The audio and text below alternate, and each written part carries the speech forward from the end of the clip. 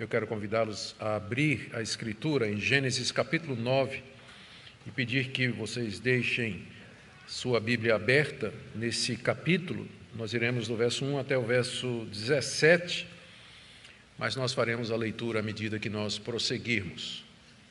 Gênesis capítulo 9, de 1 a 17, dando sequência à nossa série de mensagens nesse livro tão importante. Vamos orar pedindo a iluminação do Espírito Santo para que nós possamos compreender a palavra de Deus e aplicar aos nossos corações. Pai querido, agora quando nos debruçamos diante da Tua palavra, nós pedimos que o Senhor nos ilumine para que nós possamos não somente entender o que elas significam, mas o que é que elas demandam de nós nos nossos dias, na nossa situação. Para isso, Senhor, somente a luz do Teu Espírito pode fazer brilhar esse significado. E oramos então que o Senhor faça isso. Nós queremos pedir por cada pessoa que aqui se encontra nessa noite, a pessoas aflitas, a pessoas em dor, pessoas angustiadas, pessoas com medo, pessoas incertas, vacilantes. E nós oramos que Tu dispenses a cada uma delas de acordo com a necessidade, conforme o Senhor conhece o coração de cada um. Tua palavra é poderosa para dar a vida, para renovar a vida, para consolar, instruir, edificar a cada um de nós. E pedimos que o Senhor aplique, em nome de Jesus. Amém. Queridos, essa passagem que nós temos diante de nós, Gênesis 9, de 1 a 17, trata da renovação do mandato da criação da parte de Deus, a aliança que Ele fez com Noé, seus descendentes, todos os animais e toda a terra, e as medidas que Ele tomou para garantir a preservação e a continuação da vida sobre a terra, depois que o dilúvio havia destruído completamente tudo o que havia sobre a face do planeta. O que temos aqui é a continuação da história do dilúvio, conforme nós vimos nas mensagens anteriores. Nós vimos como a ira de Deus se derramou sobre a humanidade por conta dos seus pecados, por conta especialmente da mistura das duas linhagens, os descendentes de Sete e os descendentes de Caim. Nós vimos como Deus teve misericórdia de uma família a quem Ele escolheu soberanamente, Noé e seus filhos, e a quem deu a ordem de construir uma arca para a sua salvação. Vimos como Deus, depois de passados 40 dias e noites com grandes tempestades e torrentes inundações de água que cobriram e mataram por afogamento todos os seres vivos, Ele então se lembra de Noé e a sua ira se arrefece de contra a humanidade. E Ele começa a fazer as águas escoarem lentamente. E durante um ano esse processo continuou até que finalmente Deus manda que Noé saia da arca juntamente com a sua família e os animais. E Ele renova o mandato da criação para com os animais. Ele diz aos animais que eles se multipliquem, que eles encham a terra como tinham feito isso antes do dilúvio. Deus aceita o culto que Noé lhe oferece, o primeiro culto na terra nova, um culto feito de sacrifícios de animais queimados completamente sobre o altar. E Deus decide no seu coração que Ele não mais vai destruir o mundo dessa forma, porque senão Ele teria que fazer isso a cada 10 gerações, uma vez que o coração do homem é mau continuamente. E agora então, Moisés é o autor do livro de Gênesis, ele registra os eventos que vieram em seguida, na sequência, ou seja, as ordens que Deus deu a Noé para a organização do novo mundo, já purificado pelas águas do dilúvio. E são 4 ordenanças que nós encontramos aqui no texto que nós temos diante de nós. Várias delas repetem o que Deus tinha feito na criação, as ordens e orientações que Ele tinha dado a Adão, de maneira que Noé não deixa de ser, por assim dizer, um novo Adão, ou um tipo de Adão. Ele funciona como o cabeça da nova humanidade. E não podemos deixar de ver o paralelo entre os dois relatos. Mas há coisas novas que Deus acrescentou aqui. Para esse novo mundo, novas ordenanças são introduzidas, como nós veremos. A primeira delas está no verso 1. Deus renova a ordem para que o homem se multiplique sobre a terra. Deus abençoou Noé e os seus filhos, dizendo: sejam fecundos, multipliquem-se e encham a terra. Como nós já dissemos, Deus já tinha feito isso com os animais, quando saíram da arca, no capítulo 8, verso 17. Mas agora ele se dirige especificamente a Noé e os seus filhos, e dá a eles o mesmo mandato que Deus deu quando criou Adão, conforme lemos em Gênesis capítulo 1, verso 28, que Adão deveria, juntamente com sua esposa, multiplicar-se, encher a terra e ocupá-la completamente. Aqui Deus abençoa Noé e seus filhos, diz aí o verso 1, o que nos lembra do pacto, que nos lembra que a aliança que Deus tinha com Noé e a bênção que Deus tinha com Noé era extensiva à sua família. Era extensiva à sua família. Deus então abençoa Noé e seus filhos e determina 3 coisas, parecidas, um pouquinho distintas. Que eles fossem fecundos, verso 1, ou seja, que eles fossem férteis, que eles tivessem muitos filhos. Segundo, que eles se multiplicassem, ou seja, que o número de seres humanos deveria crescer exponencialmente. E terceiro, que eles enchessem a terra, que eles se espalhassem por toda a extensão da terra e assim a ocupassem. Esse mandato, a renovação desse mandato e, especificamente, essa ordem para Noé e seus filhos, implica necessariamente no seguinte, que eles deveriam criar uma sociedade, que eles deveriam estabelecer uma cultura, que eles deveriam pesquisar a criação, que deveriam conhecê-la e usá-la para o bem da raça, que eles deveriam preservar e promover o conhecimento de Deus por gerações, preservar a esperança da vinda do filho da mulher que haveria de esmagar a cabeça da serpente e o verdadeiro culto a Deus. Tudo isso está implícito nessa ordem dada a Adão e os seus filhos para que eles se espalhassem, que a humanidade ocupasse toda a terra. E o alvo, para que isso acontecesse, ou seja, essa ordem, ela vai dar origem à cultura, ao surgimento de culturas, de civilizações, o surgimento da ciência, o conhecimento e a pesquisa da natureza e das suas leis e da tecnologia, que é o emprego de todas estas leis em benefício da raça humana para que ela possa prosperar, crescer e se multiplicar sobre a terra. Essa é a primeira ordenança. Deus quer que a humanidade, no novo mundo, se espalhe e domine a terra. A segunda ordenança está nos versos de 2 a 4, Deus restabelece o domínio do homem sobre o restante da criação. Versos 2 e 4. Todos os animais da terra e todas as aves dos céus terão medo e pavor de vocês. Tudo que se move sobre a terra e todos os peixes do mar serão entregues nas mãos de vocês. Tudo que se move e vive servirá de alimento para vocês. Assim como lhes dei a erva verde, agora lhes dou todas as coisas. Carne, porém, com sua vida, isto é, com seu sangue, vocês não devem comer. Essa é a segunda ordenança, e ela tem a ver com o restabelecimento do domínio do homem sobre os seres vivos. E são 4 aspectos dessa ordenança que eu queria destacar para vocês. Primeiro, Deus diz que vai incutir nos animais, nas aves, o medo e o pavor dos homens, aí no início do verso 2. Quando Deus primeiro criou todas as coisas e deu domínio ao homem sobre toda a sua criação, antes do pecado, esse domínio era baseado no amor e era baseado no fato de que o homem era o representante de Deus sobre a terra.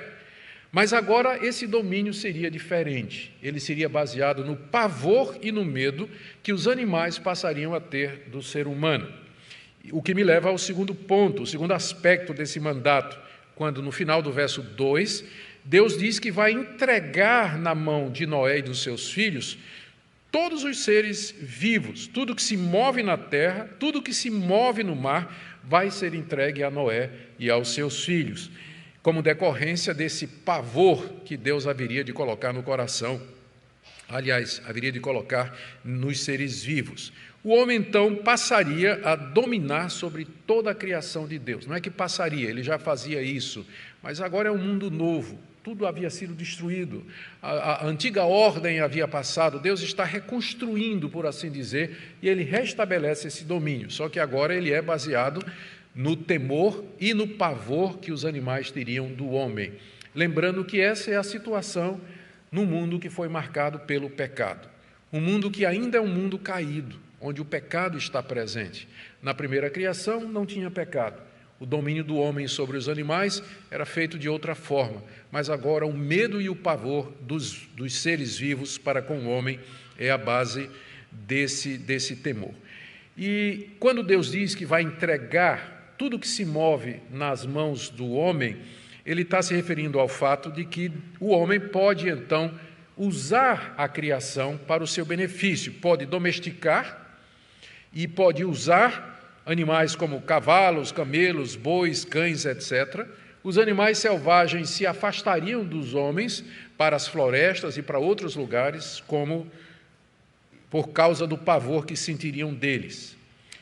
Terceiro aspecto dessa ordenança é que, e aqui tem mais uma novidade, né, com relação à criação, é que Deus dá tudo que se move e vive para alimento do homem, no verso 3.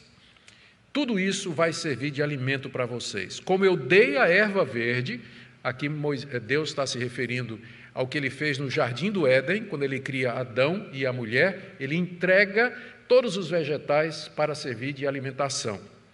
Agora Deus está entregando os seres vivos para a alimentação dos homens. Essa é uma das razões pelas quais os animais têm pavor e medo, não é porque eles vão servir agora de comida, né? Estão lá embaixo da linha de sobrevivência. O homem, então, aqui, ele é autorizado a criar para o abate animais como bois, ovelhas, etc., e caçar e comer animais como veados, antílopes, peixes e assim por diante. Isso significa de que somente depois do dilúvio é que Deus autorizou o homem a comer carne. Não quer dizer que ele não comia antes, mas quer dizer que se ele fazia isso, não era por autorização de Deus. Somente agora aparece a autorização para que o homem casse os animais, para que ele crie animais para o abate e que ele use a carne como parte da sua dieta. Oficialmente, até aqui, o homem vivia oficialmente da erva do campo, vivia dos vegetais, das frutas, dos grãos, das colheitas que a terra produzia. Boa parte dos estudiosos acredita que havia consumo de carne antes disso, mas que não era autorizada por Deus. O que não temos como saber ao certo. O que nos interessa é saber de que somente agora, a partir desse momento, é que o homem tem a sanção divina para fazer isso. E a razão é óbvia. A razão pela qual Deus faz isso é óbvia. Essa permissão foi dada porque haveria ainda um tempo até que a terra produzisse o sustento para Noé e sua família. Haveria um tempo ainda. É verdade que já estavam brotando, a pombinha trouxe uma folha de oliveira verde, então a vegetação já estava voltando ao mundo, mas ainda levaria bastante tempo até que as primeiras colheitas pudessem ser feitas, e Deus havia dito que funcionaria assim, capítulo 8, verso 22, enquanto durar a terra, não deixará de haver semeadura e colheita. Frio e calor, verão e inverno, dia e noite, submetido à regularidade das estações e à lei do plantio e da colheita, o homem, Noé, ao sair da arca, ele não tinha o que comer. Então, uma das razões pelas quais os estudiosos acham que é somente aqui que Deus dá permissão para que Noé coma animais, é porque ele precisaria do que se alimentar. Deus, contudo, faz uma restrição, e essa restrição está aí no verso 4, que eles não poderiam comer carne com vida, isso é, com o seu sangue. O que isso implicaria? Ele diz a Noé, você pode agora caçar, você pode pegar animais, você pode criar animais para o abate, mas você não pode comer animais com sangue. Isso significa que os animais a serem comidos, eles precisariam ser primeiro sangrados. Eles deveriam ser mortos de forma que o sangue deles fosse primeiro derramado. Deveria ser derramado sobre a terra como água, que é a expressão que a gente vai encontrar mais tarde em Deuteronômio, capítulo 12, no verso 16, quando essa lei é bem regulamentada. Isso significa que os animais não podiam ser mortos a pauladas e nem por asfixia, porque em ambos os casos o sangue permanece dentro. Eles tinham que ser sangrados. O sangue devia escorrer sobre a terra. Isso significa também que eles não poderiam comer animais que eles achassem mortos, porque tinha morrido com sangue dentro. É uma proibição contra comer carniça, né? Por assim, nem precisava, né? Mas é uma proibição, a gente não pode comer carniça, né? Eles não deveriam comer animais mortos que eles encontrassem. Qual era o propósito de Deus com essa proibição? Embora não está declarado aqui, nós podemos inferir alguns, pelo menos 3 propósitos ou 4 do texto que está aqui, à luz do que a gente conhece do restante da Bíblia. Primeiro, uma razão natural, que nos parece óbvia. Ao proibir que se comesse animais com o sangue, que é a vida, a proibição era impedir que comesse os animais ainda vivos, que seria uma selvageria, né? Seria uma crueldade, né? Você comer um bicho vivo, o bicho está vivo e você está comendo ele. Então, mostra um amor de Deus, uma compaixão de Deus com a criação. Ele entregou a criação toda ao homem, mas ele limitou. Ele não quer atos de crueldade, não quer atos de crueldade. Então, existe uma razão natural, que é evitar a violência, a selvageria e a crueldade. Mas há uma razão superior, que é uma razão teológica. Deus queria preparar Noé e seus descendentes para valorizar o sangue como sendo a vida, e isso vai preparar o caminho para a pena de morte, que vai ser a terceira ordenança que está no texto. Nós vamos ver em seguida. Então, ele começa valorizando o sangue, e quer incutir a preciosidade do sangue no coração de Noé e dos seus descendentes.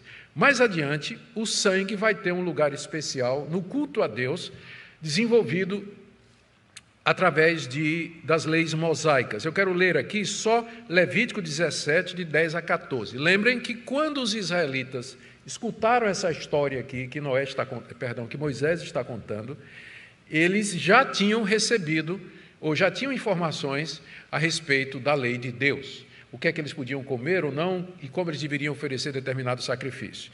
Levítico 17, de 10 a 14, diz assim: a vida da carne está no sangue. Eu tenho dado sangue a vocês sobre o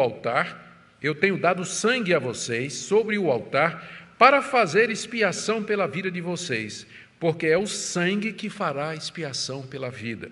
Por isso eu tenho dito aos filhos de Israel que não comam o sangue de nenhuma carne, porque a vida de toda a carne é o seu sangue. Aqui, quando Deus diz a Noé para não comer carne com sangue, ele está preparando Noé e os seus descendentes para valorizar o sangue, porque é o sangue que mais tarde, ou já era oferecido sobre o altar, como pagamento pelos pecados. Já antes do dilúvio, o culto a Deus consistia nos sacrifícios de animais. E agora Deus desperta o coração de Noé para dizer: o sangue é tão precioso que é o que eu escolhi para ser dado como pagamento pelos pecados de vocês e pela vida de vocês. E, naturalmente, uma razão escatológica para tudo isso é que aponta para o sacrifício de Cristo, o sacrifício do nosso Senhor e Salvador Jesus Cristo, o sangue precioso do Filho de Deus que seria derramado na cruz pelos pecados do seu povo. Então, essa é a razão pela qual Deus diz a Noé: você pode comer todas as coisas, mas o sangue você vai evitar. E as razões são essas aqui que nós colocamos. A terceira ordenança, que vem na sequência dessa segunda, está relacionada com ela, é quando Deus estabelece agora a pena de morte para quem tirasse a vida de um ser humano. Para quem tirasse a vida do ser humano. Agora, Deus estabelece a pena de morte. Versos 5 a 7. Certamente requererei o sangue de vocês, o sangue da vida de vocês. De todo animal requererei, bem como do ser humano. Sim, de cada um requererei a vida de seu semelhante. Se alguém derramar o sangue de uma pessoa, o sangue dele será derramado por outra pessoa, porque Deus fez o ser humano segundo a sua imagem. Mas sejam fecundos e multipliquem-se, povoem a terra e multipliquem-se sobre ela. A proibição do sangue na segunda ordenança, prepara o caminho para o estabelecimento dessa terceira, que é a instituição da pena de morte. Deus havia dito que o sangue é a vida, E agora ele diz a Noé que ele vai requerer todo o sangue humano que for derramado. Isso é, requerer aqui significa, eu vou pedir contas, eu vou responsabilizar e eu vou acertar as contas com quem derramar sangue humano. Ele repete 3 vezes, eu vou requerer, só no verso 5, para enfatizar a seriedade daquilo que ele está fazendo. Essa cobrança é para animais e homens, como nos diz aí o verso 5. Ou seja, todo animal que ferisse um homem, esse animal deveria ser morto. Mais adiante, na lei de Moisés, está lá em Êxodo capítulo 21, verso 28, a lei dizendo que se um boi chifrar um homem e esse homem morrer, o boi tem que ser morto. O boi tem que ser morto. E se ele era boi chifrador, o dono dele, que devia ter mantido o boi preso, ele vai pagar, o boi vai ser morto e vai ter consequências legais sérias sobre o dono do boi, que sabendo que ele era chifrador, não cuidou, não prendeu direito, o boi se soltou e acabou matando alguém. Ou seja, Deus requeria na lei de Moisés, inclusive, que se um animal tirasse a vida humana, esse animal deveria ser morto. E, é claro, ele vai fazer a mesma coisa com relação ao homem que tirar a vida de outro. E, no caso, está evidente, embora Moisés aqui não está dando ainda todas as explicações, lembrem que Gênesis é parte, é o primeiro livro de uma coleção de 5, onde a verdadeira religião vai sendo revelada aos poucos. Então, só mais adiante é que vai ficar claro, embora do próprio texto a gente pode inferir, que o que Deus está dizendo que vai cobrar é o assassinato premeditado, é o assassínio, é o homicídio. Ele não está se referindo aqui a mortes acidentais, alguém que, de repente, sem querer, sem ter planejado, não tinha nada contra alguém, e por algum desastre acaba sendo responsável pela vida de uma pessoa. E também, é claro, ele não está falando aqui de mortes em legítima defesa, porque tudo isso vai ser regulamentado mais adiante na lei de Moisés. Então, a expressão não matarás, que vai se tornar parte dos 10 mandamentos, na verdade quer dizer não assassinarás, porque a mesma lei que disse não matarás é a mesma lei que diz que se um ladrão for ferido à noite porque entrou na casa de alguém, então o dono da casa que o feriu, ele não é responsável pela morte do ladrão. É o princípio da legítima defesa, não é? O princípio da legítima defesa. E também estabelece penas menores para quem acaba matando alguém por acidente. A lei de Moisés vai fazer isso. Então, é evidente que aqui está se referindo ao assassinato, ao homicídio. O homem que derramar o sangue de outro, teria o seu sangue derramado por outro, estabelece Deus no verso 6. Se alguém derrama o sangue de uma pessoa, o sangue dele será derramado por outra pessoa. Aqui, o que nós temos é a lei da justiça retributiva, sobre a qual eu vou falar daqui a pouco. Mas antes, deixe-me primeiro ver a razão ou as razões pelas quais, aqui no texto, Deus estabeleceu essa ordenança, ou seja, um homem que tirar a vida de outro propositadamente, planejadamente, assassínio, ele deve ter a sua vida tirada também. Por quê? Primeiro, porque ele tirou a vida de alguém que era o seu semelhante, final do verso 5. Sim, requererei de cada um a vida de seu semelhante. Tirou a vida do seu irmão, tirou a vida do seu próximo. Essa é a primeira razão. Segunda razão está declarada aí no verso 6, porque Deus criou o homem à sua imagem. O ser humano é o que mais perto chega de representar a Deus ou de refletir quem Deus é sobre a face da terra. Porque diferente dos animais, diferente de toda a criação, o ser humano foi criado à imagem de Deus. Portanto, matar um ser humano é um ataque ao próprio Deus. Planejar a morte de um ser humano e executá-la propositadamente é, na verdade, um ataque ao próprio Deus. É verdade que houve a queda, Deus criou o homem à sua imagem e semelhança, mas o homem caiu do seu estado em que havia sido criado. Isso não significa que a imagem de Deus foi obliterada no homem ou foi destruída no homem. permanece. Tanto é que Deus está usando esse argumento aqui agora, quando o homem continua sendo a imagem e semelhança de Deus. Essa imagem está manchada pelo pecado, ela está poluída pelo pecado, mas o homem, depois da queda, ainda é a imagem e semelhança de Deus.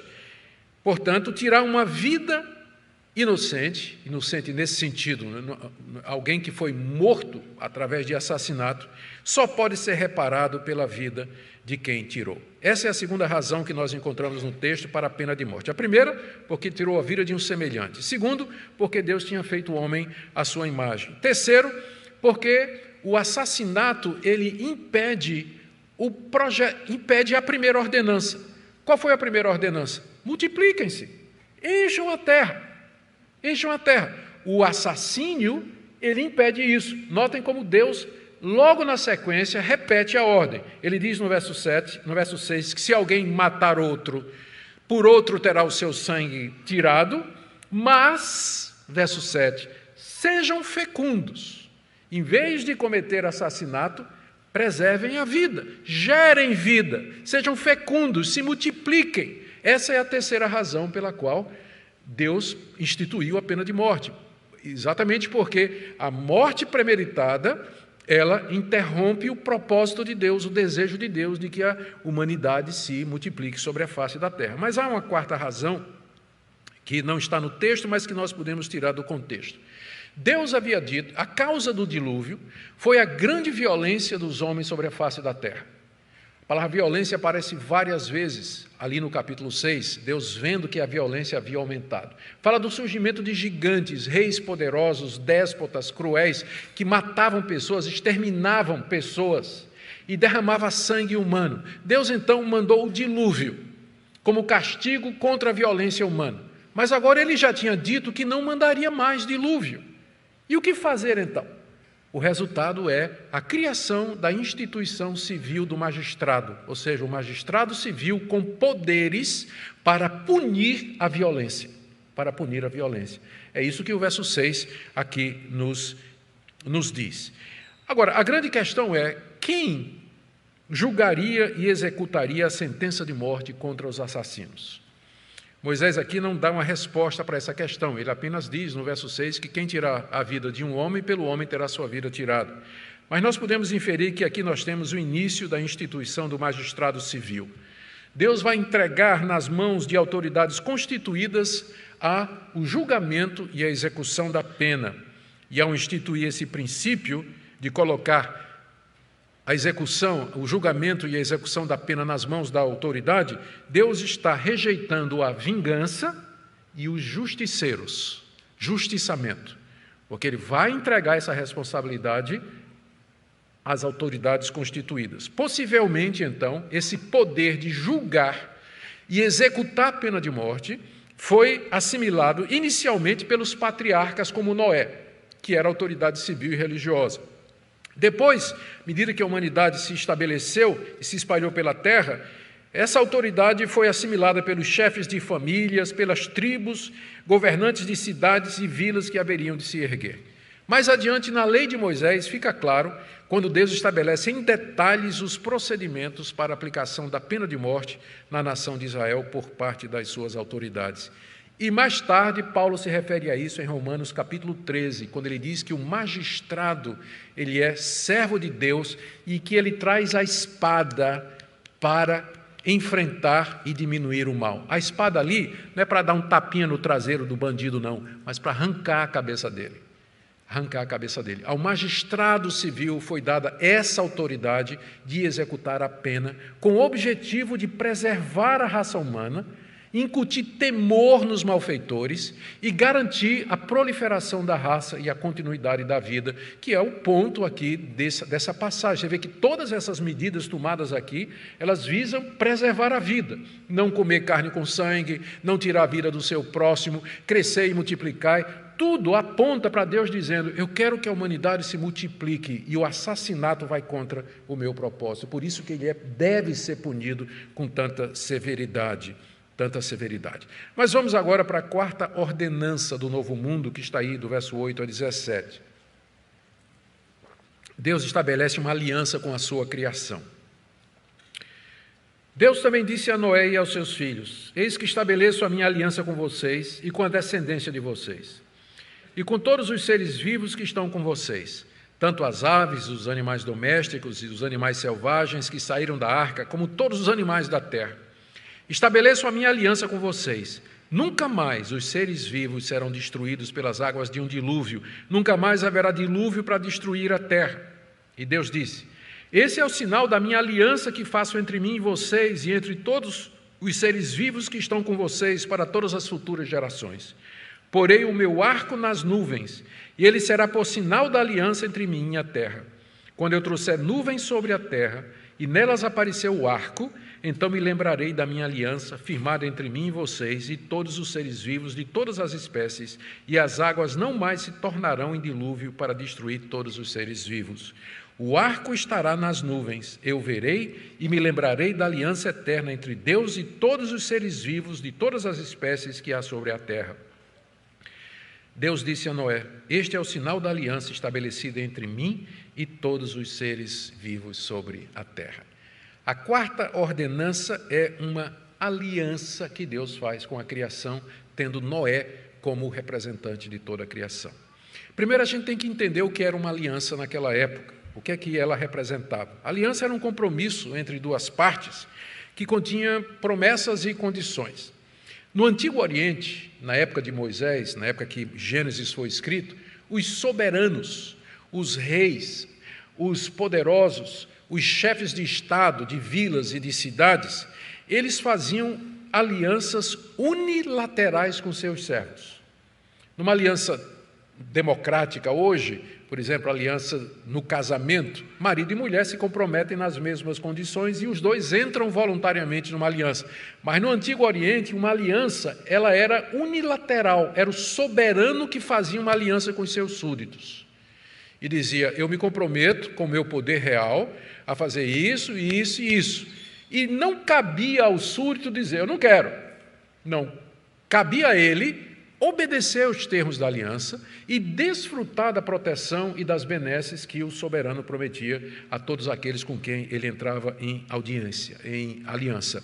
E, naturalmente, estas alianças, elas tinham símbolos, elas tinham sinais que identificavam e representavam.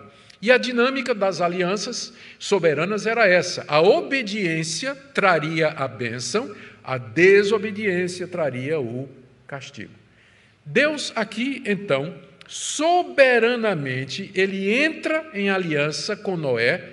Veja que não foi iniciativa de Noé, não foi Noé dizendo assim: Deus, vamos fazer uma aliança, não é? Não. Deus soberanamente diz: eu estabeleço com você a minha aliança, com você, com sua família, com os animais e com toda a criação, bem nos moldes daquele tempo, bem nos moldes daquele tempo. Eu quero ver com vocês algumas características dessa aliança antes de entrarmos nos detalhes dela e concluirmos. Primeiro, ela foi estabelecida com Noé, os seus descendentes e todos os seres vivos que saíram da arca. Está bem claro aí, do verso 9 até o verso 11. Deus já tinha dito a Noé que faria uma aliança com ele antes do dilúvio. Noé, vou fazer uma aliança com você. Mas só que essa aliança, que é a mesma, ela consistia inicialmente em preservar Noé e a sua família de morrer no dilúvio. Por isso que eles entraram na arca. E agora que eles saíram, Deus estende essa aliança, ele renova essa aliança de forma a incluir os animais. Aqui são mencionados aves, animais domésticos, animais selvagens, todos os animais da terra. Portanto, aqui a segunda característica, era uma confirmação e uma extensão daquela aliança que Deus havia firmado antes do dilúvio. É interessante que a nova versão transformadora, ela nos diz aí, quando no verso 9, eis que estabeleço a minha aliança, ela traduziu assim: eu confirmo a minha aliança, uma vez que ela já tinha sido iniciada antes do dilúvio. Deus disse a Noé que faria uma aliança com ele. Terceiro, essa aliança consistia no compromisso de Deus em nunca mais destruir os seres vivos, os homens, pelas águas de um dilúvio. Deus já tinha decidido isso no seu coração. A gente viu isso na mensagem anterior. Mas agora ele declara isso a Noé.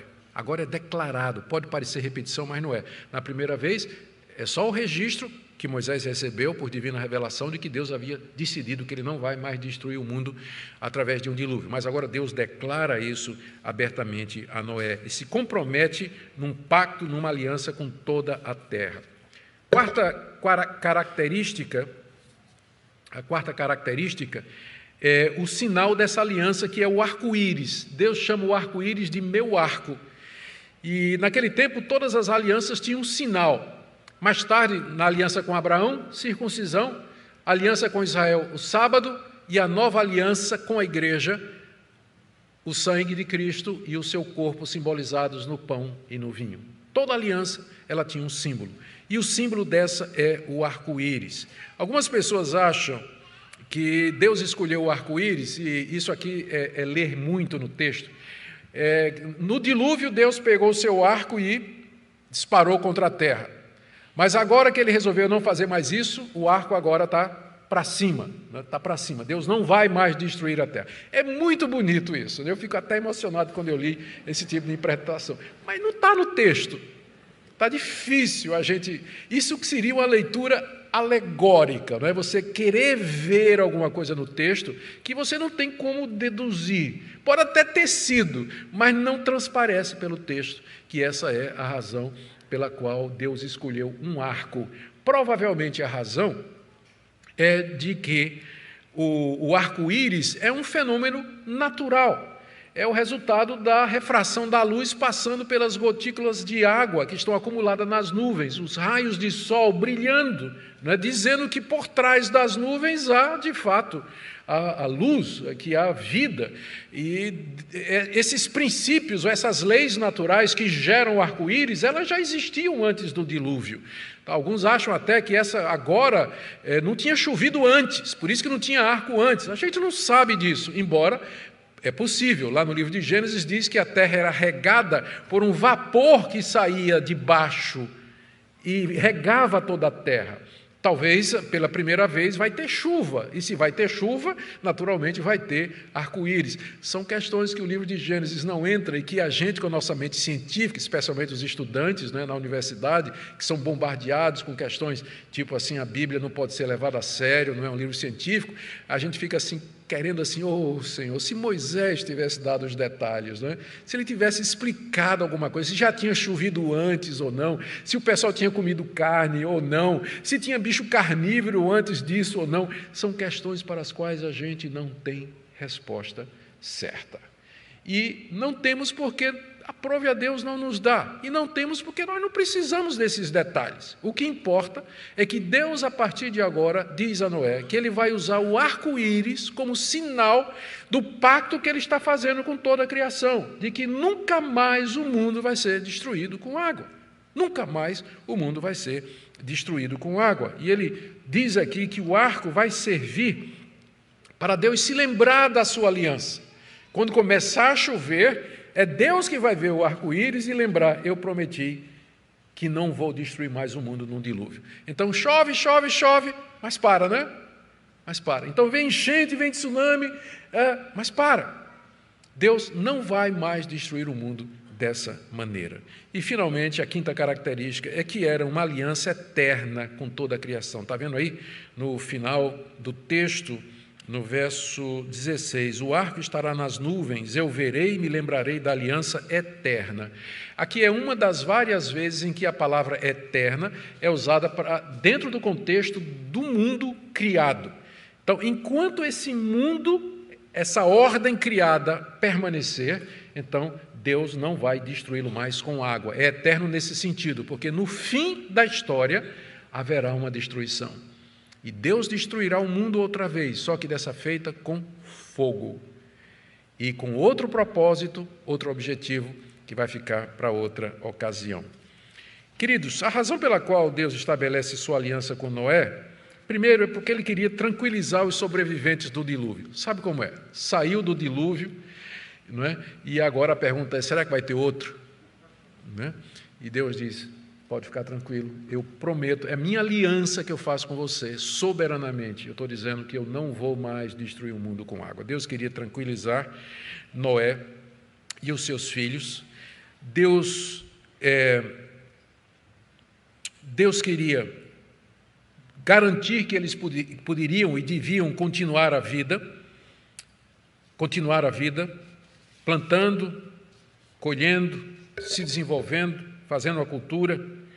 Deus estava movido pelo seu amor soberano e Ele queria garantir o desenvolvimento do seu plano que começou no Jardim do Éden. Por isso, Ele garantiu que o mundo vai continuar sendo o que era e que Ele não terminará até a vinda do Senhor Jesus Cristo com dilúvios ou catástrofes semelhantes. É por isso que toda vez que eu vejo filmes, de vez em quando aparecem filmes assim, a era glacial, ou o problema climático. Não estou fazendo pouco do problema climático, eu estou dizendo aqui dos histéricos, não é? Que Hollywood lança filme assim, o mundo se acabando numa geada, ou um grande catástrofe natural, ou uma pandemia que acabou com a raça humana. Deus tem uma aliança de que o mundo não vai ser destruído por meios naturais. Quando a gente se vê diante de uma pandemia, se vê diante de fenômenos climáticos ou de transtornos cósmicos ou de crises naturais, a gente sofre, a gente pede a Deus que manere a sua mão, mas a gente sabe que a humanidade não vai terminar com isso. A humanidade não vai terminar dessa forma. Ela terminará com a intervenção sobrenatural da ira de Deus, porque somente Deus tem o poder de acabar com aquilo que Ele fez. É Ele que vai fazer isso. Não será destruído por uma terceira guerra mundial, não será destruído por um vírus criado em laboratório ou não, não será destruído por inundações, enchentes ou o que vier, mas isso Deus reserva para o dia em que Ele vai dar um fim ao mundo como nós o conhecemos e Ele vai julgar os ímpios. Gente, deixe-me partir aqui para o final, para que a gente termine. Já avançamos bastante aqui. O que Moisés queria ensinar? Tanta coisa, destaquei apenas 3 pontos. Lembra? É sempre bom lembrar isso. Moisés está com os israelitas à beira de entrar na terra prometida, o rio Jordão está diante deles, planície de Moabe, a multidão toda reunida e Moisés ensinando o povo. Depois de contar essa história, eu imagino o que é que Moisés tinha, o que é que Moisés queria que os israelitas vissem. Primeiro, que Deus havia dado para eles toda a criação para o sustento, conforto e prazer, inclusive aquela terra onde eles iam habitar, terra que mana leite e mel. Eles poderiam comer não somente frutos, grãos, vegetais, mas carne como lhe agradasse. Estava implícito que somente animais puros, e que, portanto, eles deveriam ser gratos a Deus, cuidar da criação e desfrutar dela com alegria. Gente, se tem um povo que deve comer churrasco, comer com alegria, é o crente. É o crente. Não é? Ele deve fazer isso com gratidão no coração, porque ele sabe que é dádiva de Deus, Deus entregou tudo a ele. Por isso que a gente ora antes das refeições, não é? Pelo menos eu. Antes das refeições, porque eu vejo aquilo, uma demonstração, a dádiva de Deus. Então nós devíamos aproveitar o alimento, gostar de comer, não muito, mas devíamos gostar de comer, apreciar as coisas boas que Deus nos deu, sem culpa. Porque é Ele que nos deu isso, Ele nos deu. E essa mentalidade que Moisés queria incutir nos israelitas, que eles... Tanto é que o tempo todo que Moisés fala da terra prometida, ele se refere a ela dizendo, é uma terra que mana leite e mel. É uma terra aprazível, com frutos. A amostra do fruto, lembra da história? Os espias tiveram que trazer nas costas, um cacho de uva, para você ter uma ideia do tamanho. Tudo isso era da parte de Deus e, portanto, eles deveriam ser gratos, povo grato. Segunda coisa que eu penso que Moisés queria que os israelitas aprendessem é que a vida humana devia ser santa para eles. A santidade da vida. E isso estava muito em contraste com a visão dos povos pagãos ao redor de Israel. Isso está claro nos seguintes pontos que nós vimos aqui. Primeiro, que Noé e seus filhos deviam se multiplicar e encher a terra. Isso contrasta, presta atenção aqui, isso contrasta com a narrativa do dilúvio babilônico, que diz que os deuses mandaram o dilúvio porque tinha muita gente na terra. E que os deuses queriam impedir a proliferação do homem. E quando escapou um com sua família num barco, eles então inventaram o aborto e a infertilidade. Os deuses pagãos eram inimigos da multiplicação humana, mas o Deus de Israel está dizendo: sejam férteis, multipliquem-se, enchem a terra, não matem uns aos outros. Eles não deveriam também comer carne de animais vivos ou mortos com sangue, porque, como era prática dos povos pagãos, porque a vida, o sangue é a vida dos seres, e eles deveriam executar aqueles que cometessem assassinato. Você vê aqui, isso reforça a diferença entre homens e animais. Reforça a diferença entre homens e animais, que é uma visão diferente da visão dos povos daquela época, que não tinham muita distinção, mas a visão de Israel era única. O homem é um ser único, ele é o representante de Deus sobre a terra, e portanto ele tem dignidade, ele tem valor, ele tem que ser respeitado, a vida humana tem que ser respeitada. É com base nesses princípios que os israelitas haviam recebido as leis que protegiam a vida humana, porque tudo isso apontava para a santidade da vida. E terceiro, Moisés quer assegurar a Israel que Deus não vai mais destruir o mundo com o dilúvio. Isso era importante, porque Israel estava entrando numa terra que tinha sido poluída pelo sangue, pela violência, pela idolatria, pela imoralidade. Era prática dos cananeus sacrificar os filhos ao deus Moloque, queimar o filho primogênito ao deus Moloque. Então, era uma terra contaminada. Será que, uma vez que foi isso que provocou o dilúvio, Deus não vai fazer isso quando a gente estiver na terra? Não. Deus não haveria de fazer isso uma segunda vez. Deus tinha uma aliança com eles. Eles poderiam cultivar, desenvolver-se, criar uma sociedade, cultura, fazer planos, dominar a terra, porque Deus não haveria de destruí-los, como Ele havia feito no dilúvio. Que segurança e que conforto para todos nós. Quero trazer algumas aplicações. Talvez esteja gente aqui nessa noite, casais que podem ter filhos, mas que não desejam porque filhos são empecilho. Espero que vocês reavaliem suas prioridades ou suas decisões à luz do que nós acabamos de ver aqui. Todo esse relato, 4 ordenanças que Deus deu ao mundo novo, para que a humanidade cresça, ela se multiplique, que ela avance, que ela domine toda a terra. Eu sei que tem casais que gostariam de ter filhos, mas não podem. E eu não quero colocar aqui nenhuma culpa, nem creio que Deus está colocando nenhuma culpa sobre vocês, mas eu me refiro àqueles que podem, são férteis e têm condições, mas às vezes movidos por questões do tipo assim: eu quero ter uma carreira profissional, nada errado, mas desde que também leve em consideração que essa é a vontade de Deus para nós. Essa é a vontade de Deus para nós. Segunda coisa, talvez haja alguém aqui que tenha escrúpulos em comer sangue hoje. Não gosta de buchada, não gosta de galinha cabidela, qualquer desse tipo de coisa. A proibição de comer o sangue tinha um propósito bem definido, que era valorizar o sangue como sendo a própria vida. Mas o alvo era apontar para o sangue de Cristo, o sangue que faria expiação pela vida humana, pelo pecado do homem, livrando da condenação eterna. Esse sangue já foi derramado como água sobre a terra na cruz do Calvário. Ele sangrou ali na cruz do Calvário. Seu sangue desceu por aquela cruz e foi absorvido pela terra.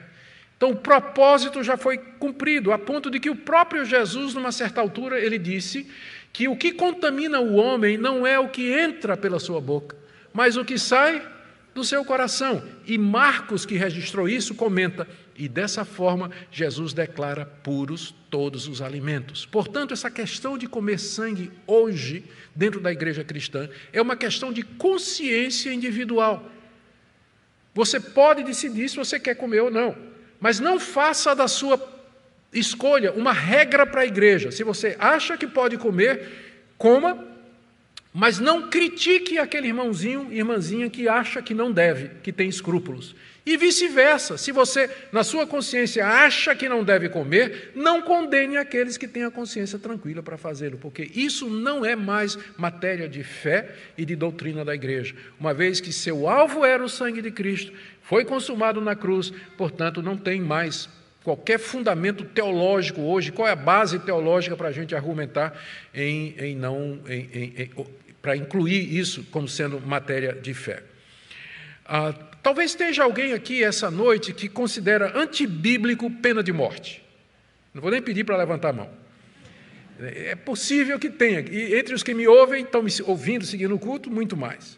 Mas eu queria que você visse que a pena de morte ela foi estabelecida com base na santidade da vida, foi estabelecida em Israel. O próprio Jesus reconheceu que Pilatos tinha autoridade para tirar a vida dele. Pilatos disse para Jesus: você não sabe que eu tenho autoridade para tirar a sua vida? E Jesus disse: se Deus não tivesse dado essa autoridade, você não teria. Com isso, reconhecendo que Pilatos tinha autoridade de executá-lo e que, inclusive, essa autoridade tinha sido dada pelo próprio Deus. O apóstolo Paulo, também se defendendo diante das autoridades, ele disse: se eu cometi alguma coisa errada, eu não recuso-me a morrer, a ser condenado, reconhecendo a pena de morte.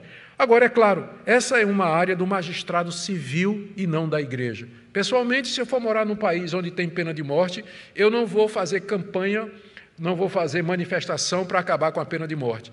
E se eu for morar num país, como eu moro, onde não tem pena de morte, você também não vai me ver sendo ativista em favor da implantação da pena de morte, uma vez que eu creio que isso é alguma coisa que pertence à área do Estado. Mas eu sei que uma coisa você não pode dizer, que não é bíblico.